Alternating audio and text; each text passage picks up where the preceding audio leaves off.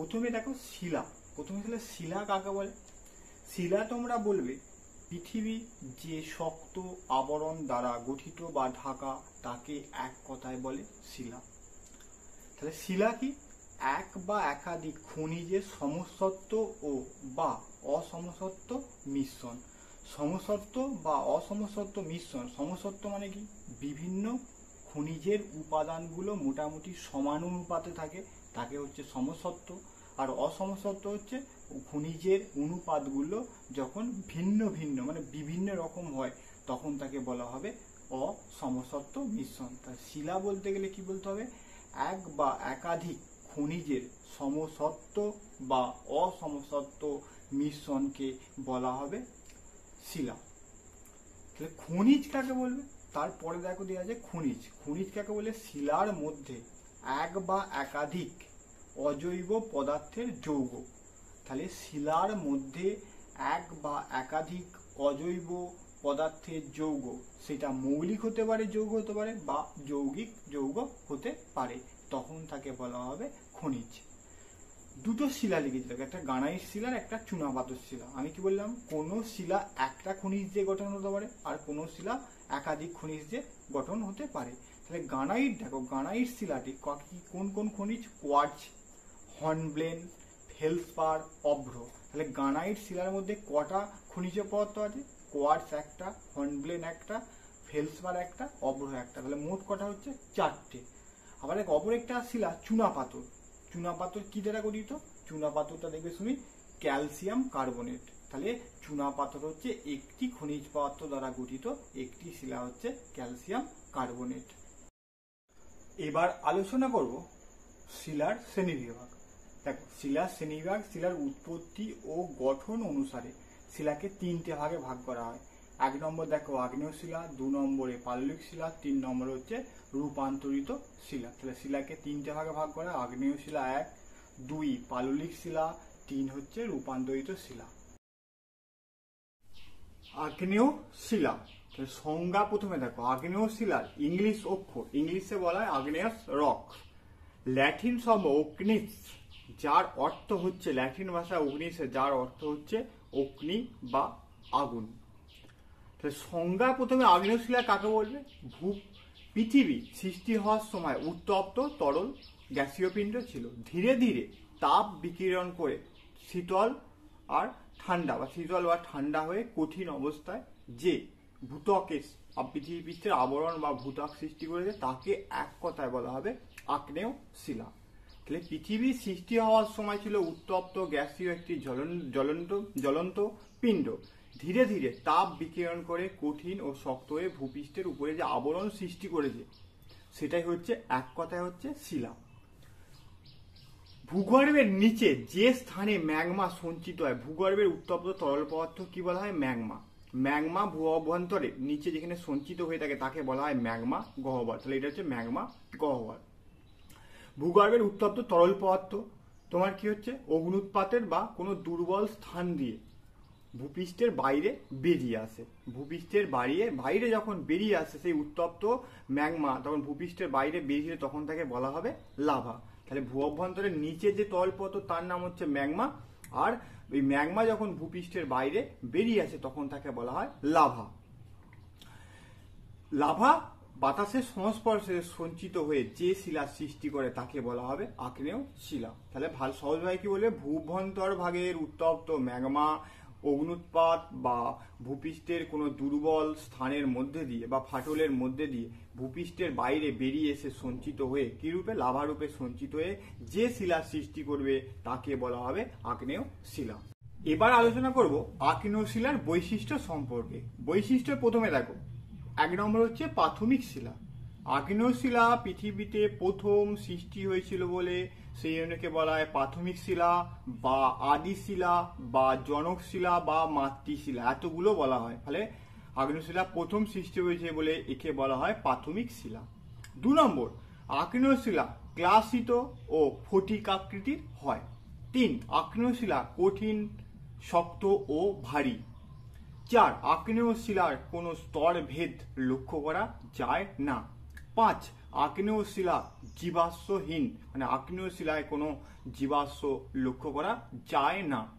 6, এই শিলায় উলম্ব দারণ যুক্ত ও ফাটল, উলম্ব দারণ ও ফাটল লক্ষ্য করা যায়। আগ্নেয় শিলার উদাহরণ, তাহলে আগ্নেয় শিলার উদাহরণ দেখো, দুটো উদাহরণ লিখেছি, একটা হচ্ছে গ্রানাইট আর একটা হচ্ছে ব্যাসল্ট। পাললিক শিলা, তাহলে পাললিক শিলা কাকে বলে? পাললিক শিলা ইংলিশ শব্দ হচ্ছে, ইংলিশে বলা হয় sedimentary rock. Sedimentary rock Latin শব্দ যেটা সেডিমেন্টাম থেকে এসেছে। সেডিমেন্টাম কথার অর্থ হচ্ছে অধঃক্ষেপণ। তাহলে পাললিক শিলা ল্যাটিন শব্দ সেডিমেন্টাম থেকে, ল্যাটিন শব্দ যার অর্থ হচ্ছে অধঃক্ষেপণ বাংলাতে। তাহলে পাললিক শিলা কাকে বলবে? দেখো সংজ্ঞার প্রথমে লেখা আছে পাললিক শিলার প্রধান উপাদান কি? পলি, সাথে কি থাকবে? কাদা, বালি ইত্যাদি। নদী বা হ্রদ বা সমুদ্রের তলদেশে প্রাকৃতিক শক্তি, প্রাকৃতিক শক্তি কোনগুলো? নদী হতে পারে, বায়ু, হিমবাহ, সমুদ্র তরঙ্গ ইত্যাদির দ্বারা আগ্নেয় শিলা ও রূপান্তরিত শিলা ক্ষয়প্রাপ্ত হয়ে নদী, হ্রদ বা সমুদ্রের তলদেশে দীর্ঘদিন ধরে সঞ্চিত হয়ে যে শিলা সৃষ্টি হয় তাকে বলা হয় পাললিক শিলা। পাললিক শিলা বা অন্যভাবে বলা যায় পললিল সমুদ্রের তলদেশে বা হ্রদের তলদেশে বা নদীর তলদেশে দীর্ঘদিন ধরে বিভিন্ন স্তরে স্তরে, এইটা একটা স্তর, এইটা একটা স্তর, এইটা একটা স্তর, এইটা একটা, দেখেন অনেকগুলো স্তরে স্তরে সঞ্চিত হয়েছে। কি কি সঞ্চিত হয়েছে? কাদা, পলি, চুনাপাথর, বেলে পাথর, কংগ্লোমারেট প্রভৃতি সঞ্চিত হয়ে, যে স্তরে স্তরে সঞ্চিত হয়ে যে শিলা সৃষ্টি করবে তাকে বলা হবে পাললিক শিলা। পাললিক শিলার উদাহরণ কোনগুলো? দেখো এখানে কাদা পাথর, চুনাপাথর, বেলে পাথর, কংগ্লোমারেট ইত্যাদি হচ্ছে পাললিক শিলার উদাহরণ, যেটা সমুদ্রের তলদেশে দীর্ঘদিন সঞ্চিত হয়ে তোমার সৃষ্টি হয়। এবার আসবো পাললিক শিলার বৈশিষ্ট্য। পাললিক শিলার প্রধান প্রধান বৈশিষ্ট্য। বৈশিষ্ট্যগুলো 1 নম্বর কি লিখবে? পাললিক শিলা সমুদ্রের তলদেশে যদি সৃষ্টি হয় পলি জমে জমে, সেখানে পাললিক শিলার স্তর যুক্ত। তাহলে পাললিক শিলা একাধিক স্তর লক্ষ্য করা যায়। ছবিতে দেখো অনেকগুলো স্তর এখানে আঁকা রয়েছে, যেটা সমুদ্রের তলদেশে বা হ্রদের তলদেশে বা কোনো বড় নদীর তলদেশে সঞ্চিত হয়েছে। 2 নম্বর জীবাশ্ম, কারণ স্তরে স্তরে সঞ্চিত হওয়ার ফলে উদ্ভিদ এবং প্রাণীদের বিভিন্ন ধ্বংসাবশেষ এর মধ্যে চাপা পড়ে যায় এবং চাপা পড়ে কি হয়? জীবাশ্ম সৃষ্টি হয়। তাহলে পাললিক শিলার মধ্যে 2 নম্বর জীবাশ্ম লক্ষ্য করা যায়। 3 নম্বর কাঠিন্যতা কম, ভঙ্গুর, ক্ষয় প্রতিরোধ কম। তাহলে পাললিক শিলা স্তর তোমার কাঠিন্যতা কম, পলি হওয়ার জন্য কাঠিন্যতা কম এবং ভঙ্গুর এবং ক্ষয় প্রতিরোধ করার ক্ষমতা হচ্ছে কম। 4 প্রবেশ্যতা, পাললিক শিলাস্তর পলি, কাদা ইত্যাদি জমা হয় বলে এই অংশে প্রবেশ্যতা এর বেশি। 5 নম্বর পাললিক শিলার মধ্যে কয়লা, খনিজ তেল, প্রাকৃতিক গ্যাস প্রভৃতি প্রাকৃতিক সম্পদ এই অংশ থেকে, এই শিলা থেকে পাওয়া যায়। সর্বশেষ এই শিলা ক্লাসহীন। তাহলে এবার আলোচনা করব রূপান্তরিত শিলা। রূপান্তরিত শিলা ইংলিশে বলা হয় মেটামরফিক রক। গ্রিক ভাষায় মেটামরফিক কথার অর্থ হচ্ছে রূপান্তর। রূপান্তরিত শিলার সংজ্ঞা কি আমরা জানবো? দেখো লিখেছি আগ্নেয় ও পাললিক শিলা। আগে দুটো শিলা পড়া হয়েছিল, আগ্নেয় ও পাললিক শিলা। এই দুটো শিলা অত্যাধিক চাপ, তাপ ও রাসায়নিক বিক্রিয়ায় আগ্নেয় ও পাললিক শিলা যে ভৌত ও রাসায়নিক বৈশিষ্ট্য আছে, সেই সমস্ত বৈশিষ্ট্য এই তিনটের দ্বারা কি কি? প্রচণ্ড বা অত্যাধিক চাপ, তাপ আর রাসায়নিক বিক্রিয়ার দ্বারা সমগ্র ভৌত ও রাসায়নিক বৈশিষ্ট্যগুলো সম্পূর্ণ পরিবর্তিত হয়ে নতুন এক শিলার সৃষ্টি হয়। তাকে বলা হবে কি শিলা? রূপান্তরিত শিলা। তাহলে আগের যা বৈশিষ্ট্য আগ্নেয় ও পাললিক শিলার বৈশিষ্ট্য ছিল, সেটা সম্পূর্ণ পরিবর্তিত হয়ে নতুন ভৌত ও রাসায়নিক বৈশিষ্ট্য সৃষ্টি হয়।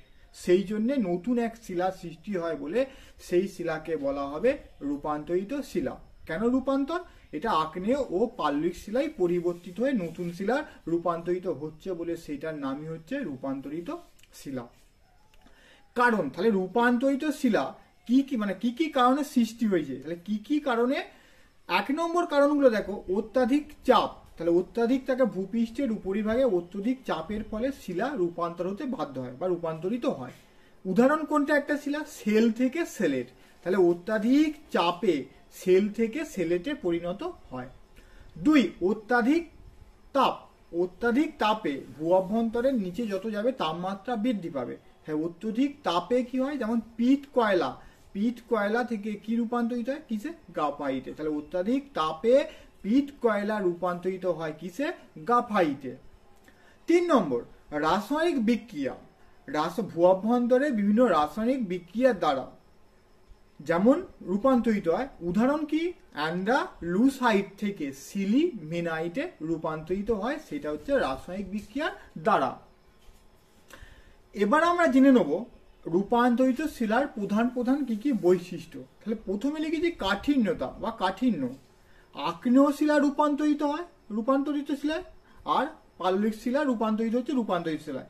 যদি আগ্নেয় শিলা রূপান্তরিত হয়, আগ্নেয় শিলা কোনো রূপান্তর হয়, তা সেই শিলার কাঠিন্যতা কি হবে? খুব বেশি হবে। ক্ষয় প্রতিরোধ করার ক্ষমতা আগ্নেয় শিলার তুলনায় রূপান্তরিত শিলায় কি হবে? আরো বেশি হবে।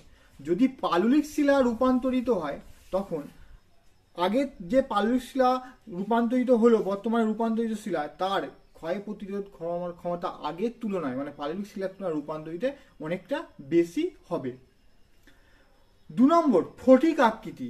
আগ্নেয় শিলা যদি পাললিক শিলায় রূপান্তরিত হয়, আগের তুলনায় ফটিক আকৃতি মসৃণ ও চকচকে হয়। 3 নম্বরে কি আছে? 3 নম্বর দেখো, এখানে লক্ষ্য করা দেখো, জীবাশ্মহীন। আগ্নেয় বা পাললিক শিলায় যে জীবাশ্ম লক্ষ্য করা যায়, সেই আগে পাললিক শিলায় যে জীবাশ্ম ছিল, সেগুলো যখন রূপান্তরিত শিলায় পরিবর্তিত হয়, অত্যধিক চাপ ও তাপে সম্পূর্ণ নষ্ট হয়ে যায়। সেই জন্য রূপান্তরিত শিলায় কোনো জীবাশ্ম লক্ষ্য করা যায় না।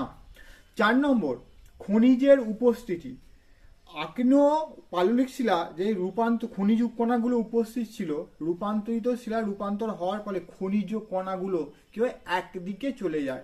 সেই জন্যে রূপান্তরিত শিলায় খনিজ কণাগুলো সংগ্রহ করতে কি হয়? সুবিধা হয়। এই 4টে বৈশিষ্ট্য তোমরা করবে।